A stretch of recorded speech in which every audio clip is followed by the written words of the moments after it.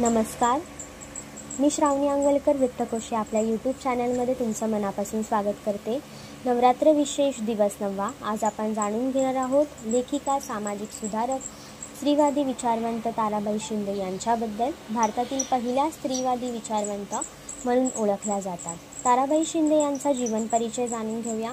ताराबाई शिंदे यांचा जन्म सुमारे 1850 साली बुलढाणा येथे झाला। त्यांचे वडील बापूजी हरी शिंदे महसूल उपायुक्त कार्यालयात प्रमुख क्लर्क म्हणून काम करत होते। त्यांनी 1871 मध्ये शिक्षित स्थानिकांना इशारा नावाचे एक पुस्तक देखील प्रकाशित केले। त्या काळात मुलींची शाळा नव्हती, म्हणून त्यांचे वडीलच त्यांना मराठी, संस्कृत व इंग्रजी शिकवित असत। ताराबाई एका प्रबोधनपर कुटुंबात वाढल्या आणि त्यामुळे हळूहळू समाजहिताचे विचारांचे संस्कार त्यांच्यावर झाले।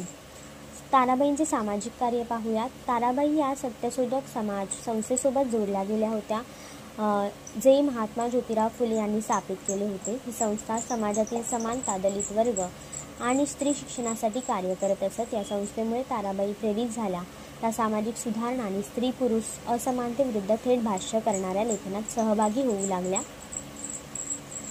स्त्री पुरुष तुलना ग्रंथ विजयालक्ष्मी नावाच्या महिलेवर 1881 साली खटला सुरू झाला होता आणि शिक्षेत माफी दिली। यावरून पुण्यातील एका वृत्तपत्रात टीकात्मक लेख लिहिला गेला।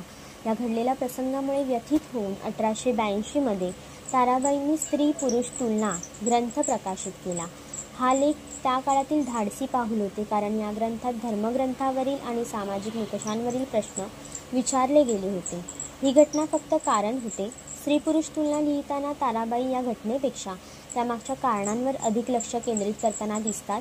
पुरुषी वर्चस्व, स्त्रियांप्रती अन्याय आणि पक्षपाती दृष्टिकोन या विषयांवर ग्रंथ आधारित आहे। स्त्री पुरुष तुलनामधील मुख्य विचार कोणते हे पाहूयात।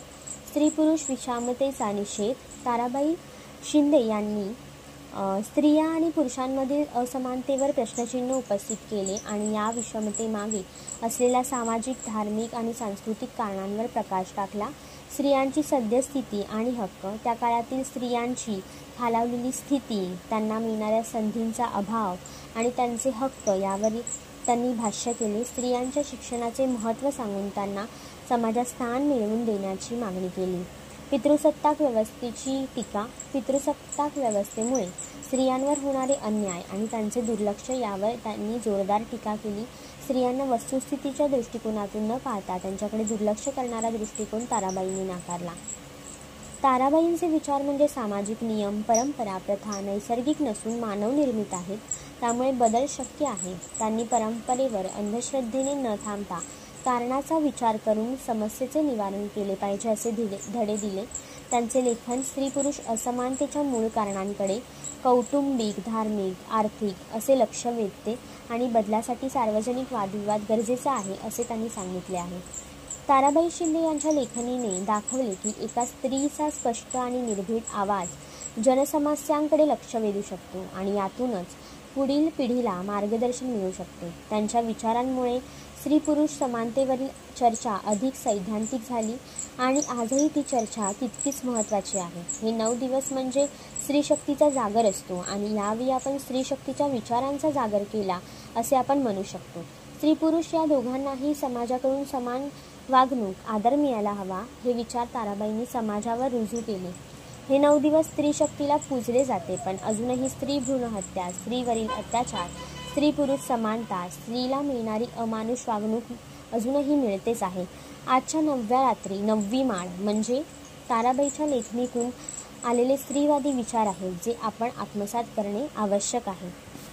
आजची ही नवरात्री विशेष मालिका आवडली असल्यास वृत्तकोश या आमच्या यूट्यूब चॅनलला शेअर, लाईक आणि कमेंट नक्की करा आणि हो, सबस्क्राईब करायला विसरू नका।